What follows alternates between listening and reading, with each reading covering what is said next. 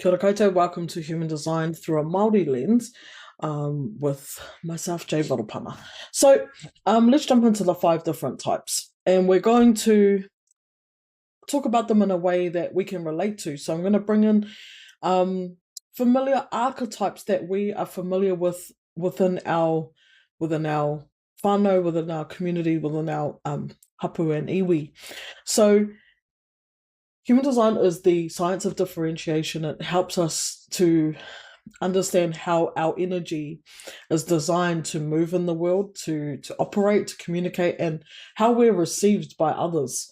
This was a big one for me because I would see myself before knowing human design doing the same things as other people were doing, but like getting a different result or getting a different response from, people.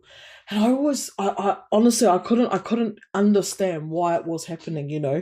But when I learned about human design and understood that our energy is designed to move in a unique way, and it's received in a unique way by others as well, that's when I was like, that makes sense. And that was really one of the catalysts and drivers for me to lean um to lean into this mātauranga and get to know it, because of the way that it soothed my soul and normalized things for me that I couldn't understand before I learned human design. So when I go through these different types, it's important to understand that yes, we're unique, but we all are designed to work together. Like, if one wasn't there, it doesn't work. So we all have our parts to play, just like we resonate with as Māori, as Indigenous people. We realize that we all have our roles to play. That the front doesn't work without the back, and the back doesn't work without the front. So we get these concepts, and so when we go through these types, we're going to introduce, roles within our communities that we will understand, and kind of liken these human design types to these roles within our community. So let's start off with the manifester. And the first thing I want you to do when you hear this word manifester is to remove all preconceived meanings of what that word means. So a lot of the time I'll use the word manifester in the human design context, and people will think about manifesting, like manifesting the things they want. Cole, no. To me, that's like magical thinking. And the journey of a manifester is much more sacred than that. Just like any one of our journeys is sacred. So I want us to remove these preconceived ways of looking at that word and wipe our meaning slate clean. Manifestors, the type manifester, they bring through thought, and most of the times they bring through new ways of thinking. They bring through thought for the collective to work on or not. They make up 9% of our population, so 9% of people on this planet are manifestors. And as I said, I would liken each type to roles within our communities, within our whānau, our hapu, our iwi. And our manifester I liken to our ariki, our ali'i, our chiefs. Manifestors inform the direction. When I think about our chiefs, especially in ancient times, and even still now,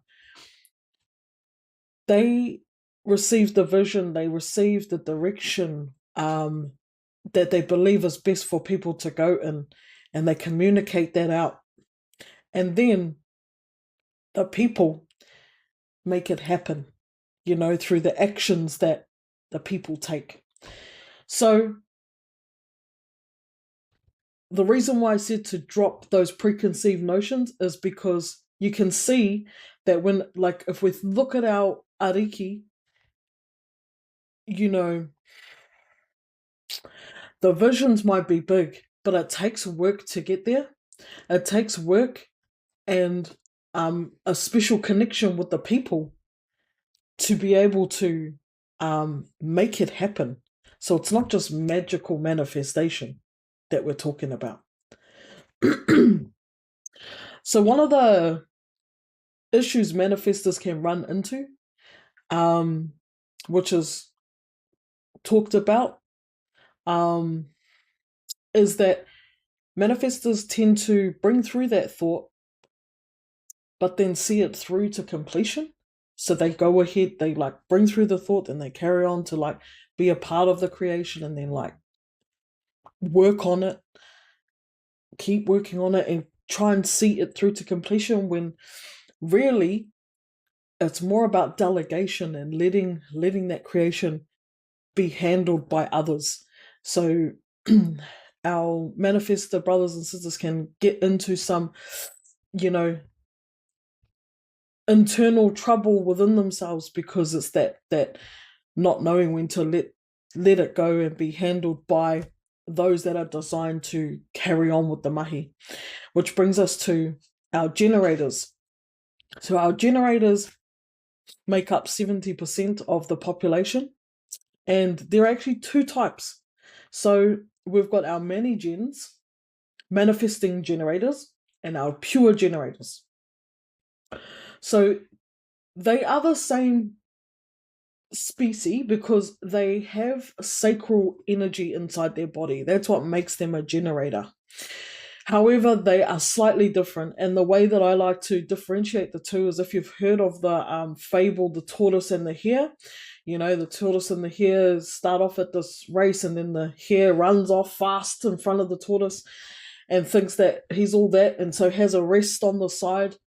But the tortoise kind of just slowly keeps slow and steady, keeps at it, keeps at the race, and actually ends up passing the hare that's had a nap over in the bushes, and then they end up arriving at the same time to the finish line.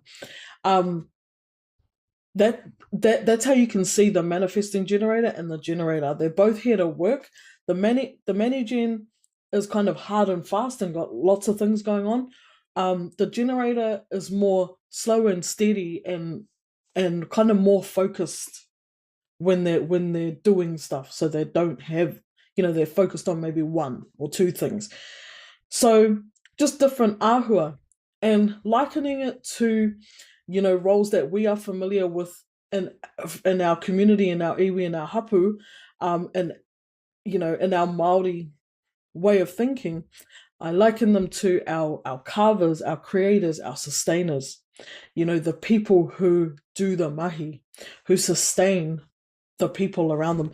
So, I think of back in ancient times, like say if the ariki said that there was going to be a voyage or there was going to be something going on, those that were skillful in carving waka or preparing kai for that journey, all the people would start to do what they did well and start to prepare for that journey. So it's the worker people, right? They take that thought or that initiative that's communicated by the manifestor, and then they get to work on it. Then we have our projectors, and projectors make up 20% of the population. And I'm a projector, so I will say we when I talk about projectors. We are here to guide. So whilst the generators are doing this mahi, the projectors are here to provide guidance to make things more efficient. So projectors are the only type that has the ability to lock onto the identity center of another and pass through guidance that is helpful to create efficiency. So our abilities are sight. So we're able to see what others don't, because we're seeing ways that are more efficient. for us to be able to complete, what we're trying to build, that from the original instruction or the thought that's come through from the manifester. So projectors are here to see deeply into the other when we're invited. And that's such a key thing, because we can see all the time. It doesn't mean that we are supposed to say or just, insert ourselves wherever and start like guiding wherever. Our challenge is to know when we are being asked and being recognized to provide that guidance. But when we don't know any of this, we don't know that other people can't see what we're seeing. And so we're just talking about things like as if people can see what we're seeing, but they can't. And we are deeply unsafe for people that haven't asked for our guidance. It can be like we're overstepping or that we're out of place. And because we are, So I liken the projector to the matakite who can see in the now, to see who is in front of them, what is in front of them, and provide that guidance. Okay, so the matakite who can provide that guidance and can see. Our last of the 5 is our reflectors.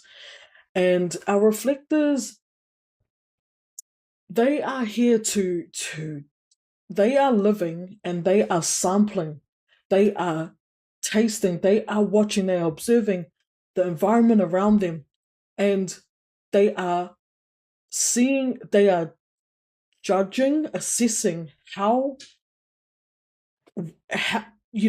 if environment or people are on the correct kind of path based on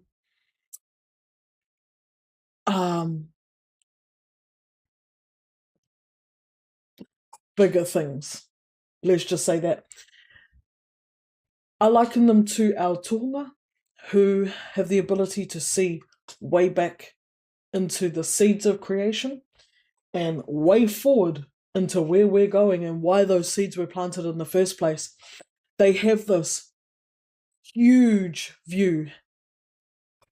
They are able to feel and connect to the whole spectrum. And then in the now, they are tasting, they are sampling, they are recognizing whether something is in alignment with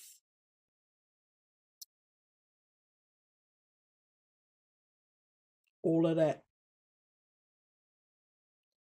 They are very deep. They are deep, up, down, sideways, backwards, forwards.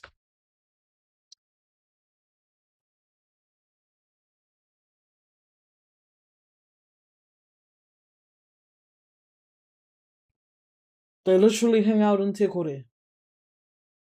Okay?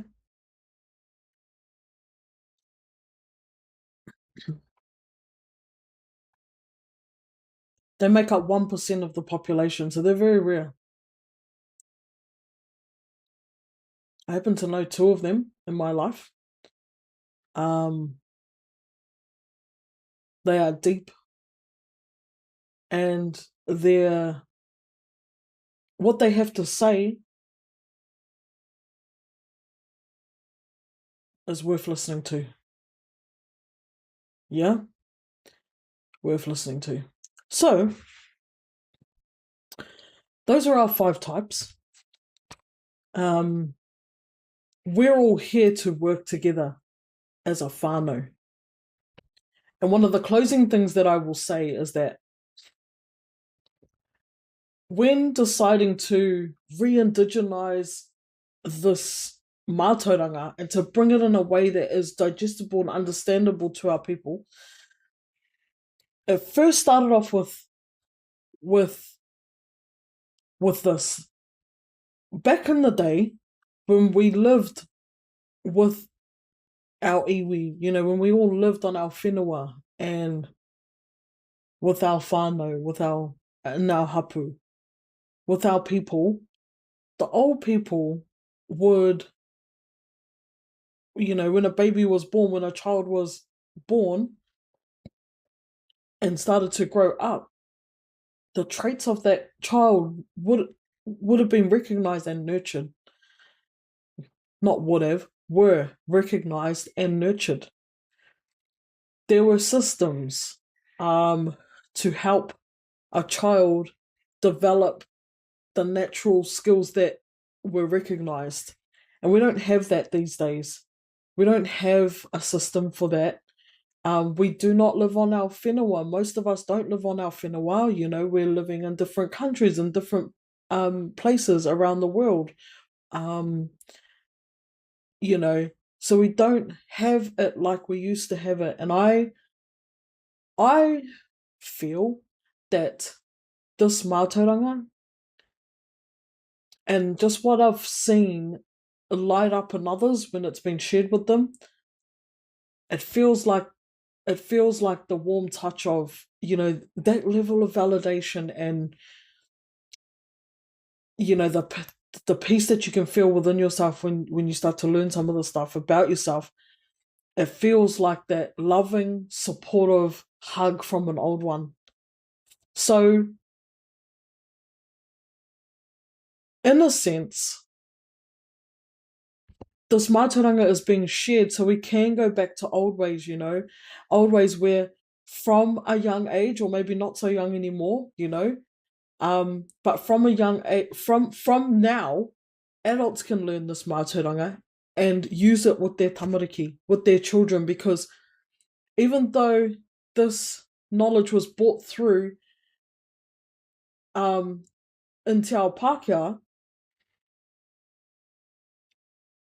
the person who created or who channeled through human design, his name was Ra Uruhu. He was born in Canada. He was Canadian. He said, like, he's always remained solid on this, which is that this mātauranga is for children. It is for the children. It is to help children know how they're uniquely designed to move in the world. And that resonates with who we are as Māori. We resonate with that, So for adults, it's about us. Yes, it's about us using it, but it's about us understanding it through our experience so that we can pass it on. Kapai. So, I mean, yeah, if you want to go a little bit deeper into it, head over to my website, kapaoracollective.com. There's some options over there. You can send me an email if if you need to, but there's options, and there's spaces to continue going deeper into this mahi and into this mātauranga. Ka pai. All right, I'm going to leave it here. Kia ora.